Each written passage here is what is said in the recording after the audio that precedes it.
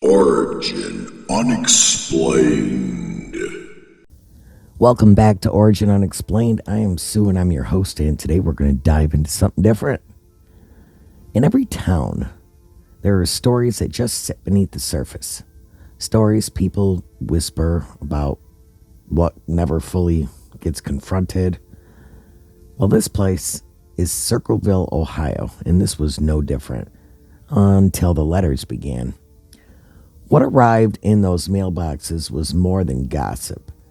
It was a campaign of precision, anger, and knowledge so intimate it shook the entire community off its foundations.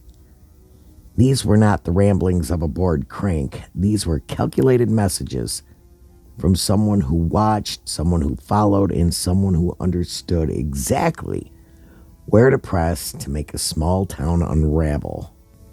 The Circleville case is a reminder that terror does not always show up wearing a mask or carrying a weapon. Sometimes it comes in the form of ink on paper delivered right to your front door. This is not just a story about threats or accusations. This is a story about control, fear, obsession, and the lengths someone will go in order to bend a community to their will. In the quiet town of Circleville, Ohio, nestled just south of Columbus, something began unfolding in 1977 that would leave residents shaken, suspicious, and forever changed. The town, known for its annual pumpkin show and tight-knit community, suddenly found itself the backdrop of one of the strangest unsolved mysteries in American history: the Circleville letters.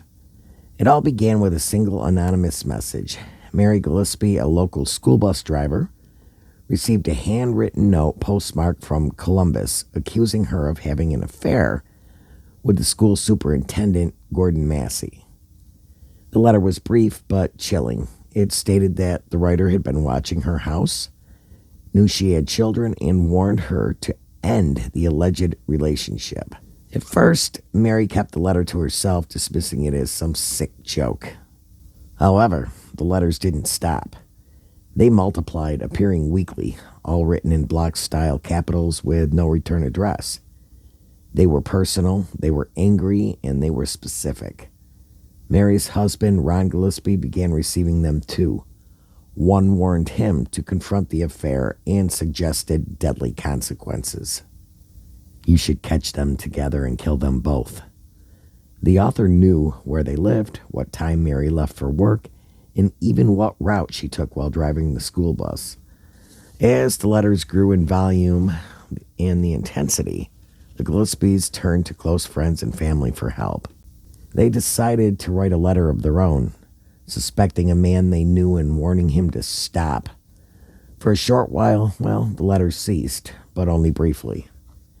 Then, in August of 1977, Ron Gillespie received a phone call, believed to be from the writer. He was enraged. He grabbed his .22 caliber revolver and left the house in his pickup truck, claiming he was going to confront whoever was behind the threats. Not long after, Ron's truck veered off the road and slammed into a tree. He was killed instantly. Curiously, his gun had been fired once, but no shell casing was ever recovered. The official report stated his blood alcohol level was .16, double of the legal limit, and ruled the death an accident. But his family, including Mary, swore Ron didn't drink. To them, it did not add up. The town murmured. Had Ron been lured to his death? Was it suicide? Or had the letter writer just committed the perfect murder? Years passed, but the letters never stopped. They expanded their reach, arriving in the mailboxes of local officials, townspeople, and school board members. Some accused the sheriff of covering up Ron's death. Others contained graphic threats and deeply personal attacks. The messages, still handwritten in that distinctive scrawl, continued to sow the fear. Then in 1983, things took a darker turn. While driving her bus route, Mary spotted a crude sign posted along the road targeting her daughter with lewd accusations. Fed up, she stopped to remove it. Behind the sign was a small cardboard box, rigged with a string. Inside was a loaded .25 caliber pistol, aimed to fire upon removal. an improvised booby trap. The crude device had been engineered to kill her. Police traced the gun's serial number. It belonged to Paul Freshour, Mary's brother-in-law.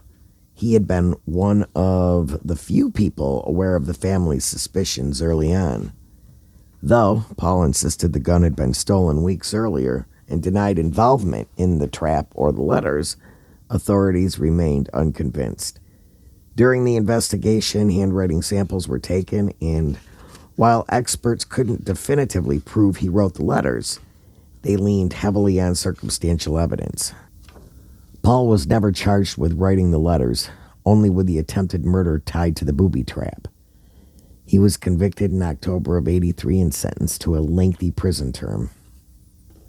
Here's where the case takes a truly baffling turn, though. After Paul was imprisoned, the letters continued. Some even postmarked from Columbus, while he was behind bars.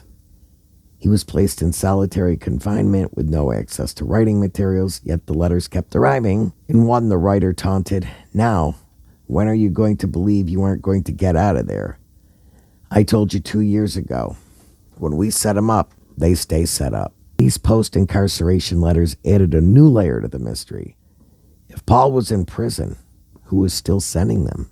Forensic document analysts remained divided. One expert, Beverly East, stated in later years she would swear under oath that Paul Freshour wrote the letters. But many others disagreed. In 1993, after nearly a decade behind bars, he was finally released on parole. He remained adamant that he was innocent and spent the rest of his life trying to clear his name. In the years that followed, Paul maintained a website detailing the case and appealing to journalists and documentarians. His story drew renewed attention when it was featured on the TV show Unsolved Mysteries, and again in later documentaries and podcasts. Yet no one was ever convicted of writing the Circleville letters. The case leaves behind a trail of questions. Was Paul Freshour the true culprit, or was he a scapegoat set up by someone close to the Gillespies? Was there more than one writer? Were the letters a collaborative effort? How did the author know such intimate details? How did the letters keep coming while Paul was in prison? The possibility of a second conspirator or even an inside job involving law enforcement, well, it's never been ruled out. Some theorists point to the letter accusing the sheriff of covering up Ron's death as evidence that the writer was more than just a jilted neighbor. Others believe it was all orchestrated by someone with deep-rooted vengeance. Perhaps someone Mary or Paul once trusted. The last known letter arrived in 1994. By then, the trail had gone cold. The sheriff retired, the town moved on. Paul Freshour passed away in 2012, still maintaining his innocence. So that national spotlight that hit in the early 90s on Unsolved Mysteries, the episode was titled Poison Pen. It aired during Season 3, and it's Episode 10. And it brought the chilling story of the letters to millions of viewers across the country. Over time, some have speculated that multiple people may have been involved. Perhaps someone close to the family or someone who had access to confidential information. Journalists, bloggers, and amateur sleuths dove into details, poring over old newspaper clippings, court documents, and handwriting samples. Paul Freshour's website, which he updated himself after his release, outlined every inconsistency in the case. He pointed out that the handwriting analysis used against him was contested, that the gun could have been stolen and planted, and that the letters continued even under strict prison surveillance. He also emphasized a more personal heartbreak, his son, Mark Freshour. He never visited him in prison. Mark had reportedly taken the side of his mother, Karen Sue, after the divorce and never reconciled with Paul, not through the entire ordeal. The tension didn't stop there. Karen Sue Freshour was said to be livid when the Unsolved Mysteries crew came to Circleville to film their segment. According to those on production, she kept tabs on who was cooperating with the crew and made her disapproval known.